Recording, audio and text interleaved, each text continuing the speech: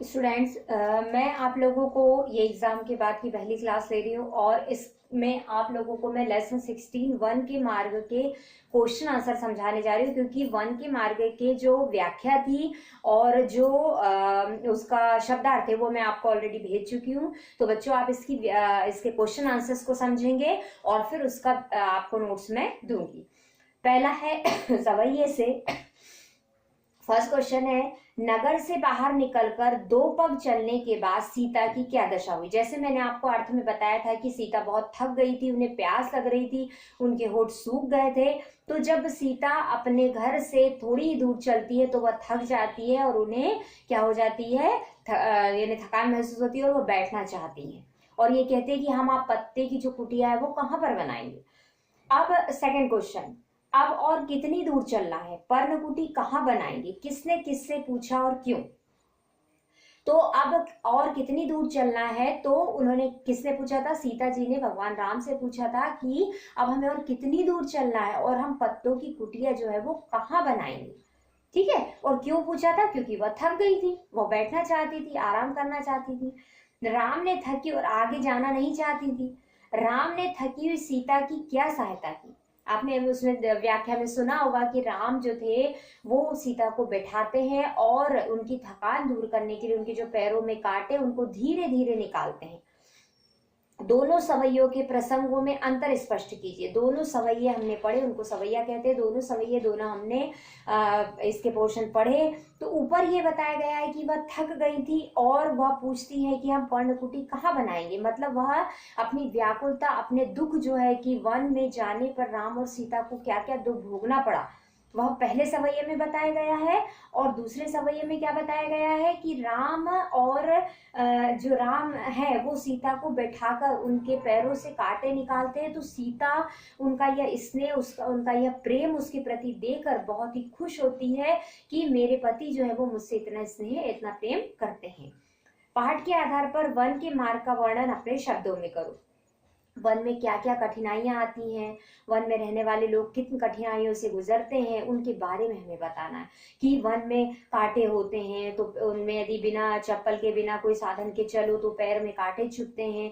बड़े बड़े पत्थर होते हैं, नदियां होती जिन्हें पार करना आसान नहीं होता है, कटीला रास्ता होता है जो कि पैदल तय किया नहीं जा सकता। और बीच में रहने के लिए कोई उपयुक्त स्थान नहीं होता, डरावना मौसम डरावना होता है। जंगली जानवर होते हैं, जंगली जीव जंतु होते, छोटे छोटे कीड़े होते जिनका काटने का भय रहता है। तो ये स्थिति रहती है जंगल की, वन की या वन के मार्ग की।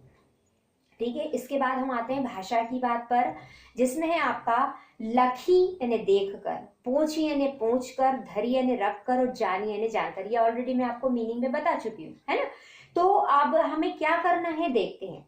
ऊपर लिखे शब्दों और उनके अर्थों को ध्यान से देखो। हिंदी में जिस उद्देश्य के लिए हम क्रिया में कर जोड़ते हैं उसी के लिए अवधि में क्रिया में छोटी की मात्रा को जोड़ा जाता है। जैसे अवधि में बैठी यानी अवधि में बैठी, अब हम क्या बोलते हैं, बैठकर। लेकिन अवधि भाषा में क्या बोला जाता है, बैठी। हम क्या बोलते हैं उसको, बैठकर। जैसे हम हमारी हिंदी में बोलते हैं बैठकर, और अवधि में उसको क्या बोला जाता है, बैठी। यानी उसमें छोटी की मात्रा लगाने की आदत होती है और हम इसमें कर लगाते हैं, इसमें हम कर लगाते हैं और इसमें ये छोटी की मात्रा का प्रयोग किया जाता है। शब्द में, भाषा में ये अंतर है।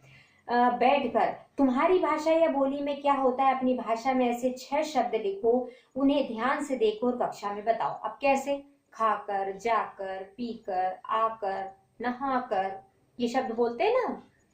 ठीक है, तो ऐसे ही हमें इन शब्दों को लिखना है। दूसरा प्रश्न है, मिट्टी का गहरा अंधकार डूबा है, उसमें एक बीज। कुछ सेंटेंस चेंज है, जैसे अंडरलाइन वाला सेंटेंस है उसको इस प्रकार भी लिखा गया है, उसमें एक बीज डूबा है। डूबा है उसमें एक बीज, तो इसको ऐसा भी लिखा गया है जिसमें उसमें एक बीज डूबा है। हमें क्या करना है कि नीचे ऐसे ही जो दी है, जब हम किसी बात को कविता में कहते हैं तो वाक्य के शब्दों के क्रम में बदलाव आता है।